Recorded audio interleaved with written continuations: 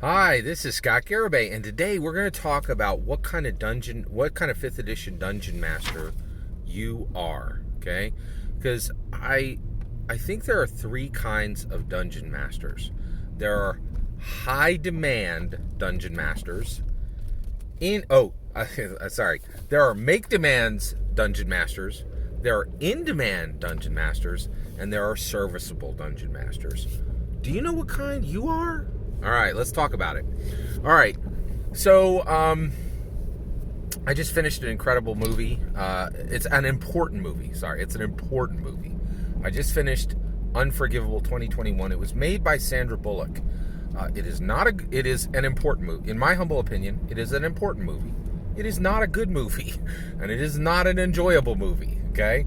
But it got made, in my opinion. I'm very convinced that Sandra Bullock carefully chose to make this movie because she is a make-demand actress. All right, so I want to talk about different types of actresses. Okay, all right. So we're going to talk about three actresses. Okay, now I just finished this movie. No spoilers for anything in here. Okay. I just finished this movie, Unforgivable 2021, by Sandra Bullock. Sandra Bullock is an amazing American actress. I think she's the top of the game. I think she's the best actress that America has made in the 20th since ever. Like I think she's the best actress that America has produced. Period. End of sentence. Right? Because actually, movies are only 100 years old now. They're about to die, right? All right. So Sandra Bullock is amazing. She's been in Speed. She's been in Miss Congeniality. She was in The Net. She was in, easily, I think probably like 50 movies, like some ridiculous amount of movies. And she's incredibly talented. And she's worked with the best in the industry. And by the way, Bird Box. I loved Bird Box. That's one of the reasons why we're talking about her right now. She's still making great stuff, right? So, but she is a make-demand actress, right? She doesn't audition anymore, right? She gets hundreds of scripts, and she chooses what she wants. And when she arrives on set, you can bet she's got a writer. Now, what's a writer? Well, actually, in the mid-1990s, I was first the head of the security department at a high-end Louisville, Kentucky, one of the very best, most expensive, most exclusive hotels in the city, okay? And then I became a front desk manager, okay? So I went from security to a front desk manager, right? And actually, that hotel was very kind to me and helped me build a career, and I went on into a different industry. But it was really nice. And while I was there, we received as guests Ralph Macchio, Korn, right? Prince, Muhammad Ali, Hillary Clinton came, and there was like a few more, like, I'm forgetting some of the other ones, but like those were the big heavy hitters, right? And they all had riders, right? Like, actually, I don't think Hillary had a rider, but all the stars had riders. They're like, when we come, there's going to be a bowl of green M&Ms, and we like Dasani water, and and hot towels. So, you had to meet everything on their rider, right? Well, Sandra Bullock is that kind of actress, right? She makes what she wants to make. She gets herself involved in the project she wants, right? And I don't think anybody tells her no, right? She's a make-demand actress, right? Now, let's talk about Jillian Jacobs, okay?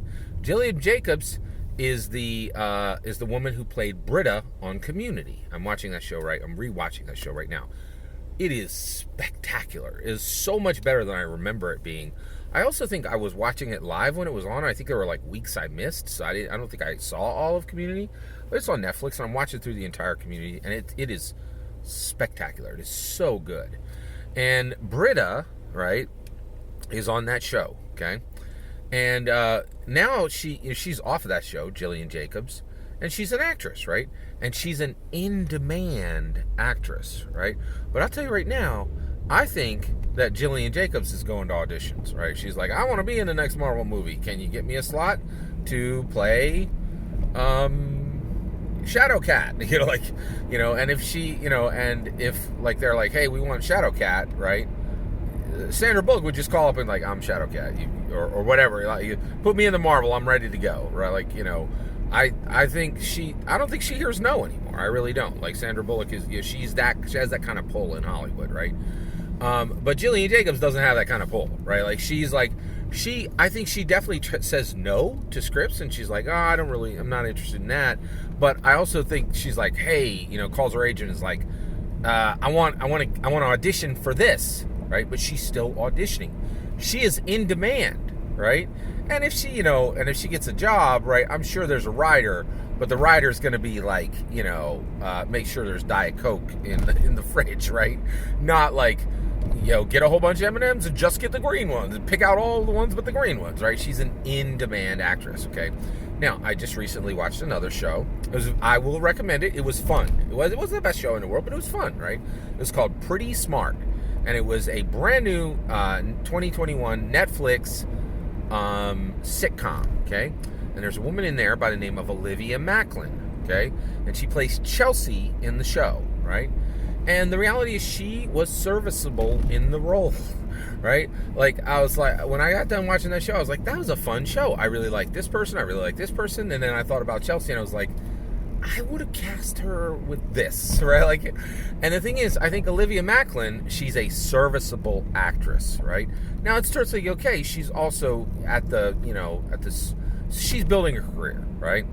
But the reality is, I definitely think she's probably not, if it's a paying gig, I don't think Olivia Mack, if Netflix calls up and goes, we got, hey, we're going to put you into another sitcom, and we're going to do season 2 of Pretty Smart, but we want you to get you in on this movie project, I think Olivia Macklin is like, yeah, I'll take it. Like Netflix, she's like, I want to build this relationship with Netflix. I'll do you the favor, whatever movie you got, I'll take Scale or whatever. Let's get this done, right? Because she's a serviceable actress, right? She just hasn't reached a point. She doesn't have 50 movies behind her, right? She doesn't have a show like Community where she's like, if you hire me, you could have one of the biggest hits ever, in television. Because that's what Community is, right? And Jillian Jacobs has that, but she also hasn't knocked anything out of the park since Community, right? Sandra Bullock is like, crack, grand slam, crack, grand slam, crack, grand slam. Oh, there's a double. She delivers, right? She's gonna put butts in the seat, and you're gonna have a good time if you're watching a Sandra Bullock movie, with a few exceptions, right? Unforgivable 2021 was definitely an exception, right? So here's the question: what are you? Are you a make-demand dungeon master? Are you an in-demand dungeon master? Or are you a serviceable dungeon master? What are you, right? So one, I'll give you a few clues, right? So if you are a make-demand dungeon master, you have the ability to keep your current players, you have the ability to attract new players, and your game is a draw, right? Like, people know about your game. There are people who want to be in your game that aren't in it, right? That's another one. There are directors, there are writers, there are producers who she has said, no, you're not in, right? So the reality is, if you're a make-demand dungeon master, you're telling people no, right? There are people who would love to be at your table who aren't. That's a make-demand dungeon master. An in-demand dungeon master, you're getting invited to run other games, right? They're saying, hey, we saw what you were doing at the FLGS. Can you run this system for us? Can you run that game for us, right? That's an in-demand dungeon master. A serviceable dungeon master. You have your game going, but one of your players is going, hey, everybody, I'd like to run a game, and you're like, oh man, I wanted to complete this, this campaign, and now this dude's talking about, a campaign that's in Strixhaven that's more popular than me finishing out Rhymes of the Frost Maiden, right? Like, and I'm going to need 6 more months, and I've already been running 6 months, right? Like, so, you're a serviceable dungeon master, right? So one, those are some clues to tell you where you're at, right? The other thing is, I think it's important for us to recognize who and what we are, right? Like, it's important. Like, if you know who you are and you're making demands, one of the things is, you get in trouble when you take actions that do not correspond to your actual status. Okay?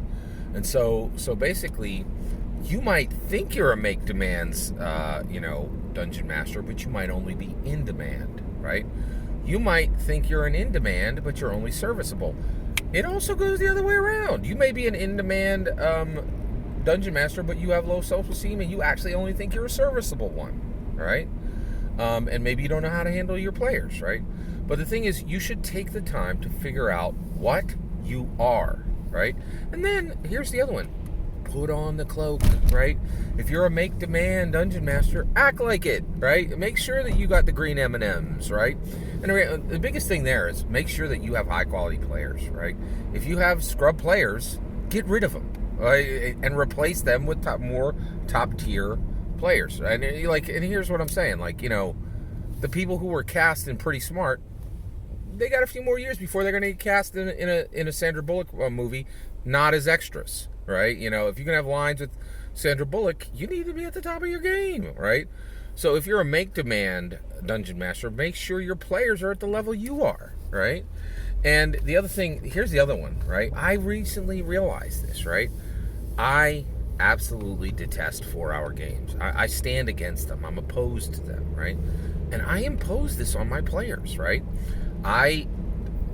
Every player at my table would love to run 4-hour games, and I'm just done with it. And the reason why is, we play with different dungeon masters, and there's different games, right?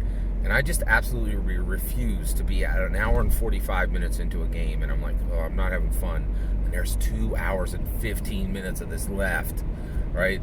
So basically, not every dungeon master is on point all the time. And I am a huge movie fan. I've structured my life where movie length activities work, right? And so I imposed this 2-hour rule on my table, and it has shook my table up at times, right? But I'm like, I'm a make demand dungeon master, right? I want top tier players. I want them to bring their A game, and I'm going to put some demands on the game because I know who and what I am, right?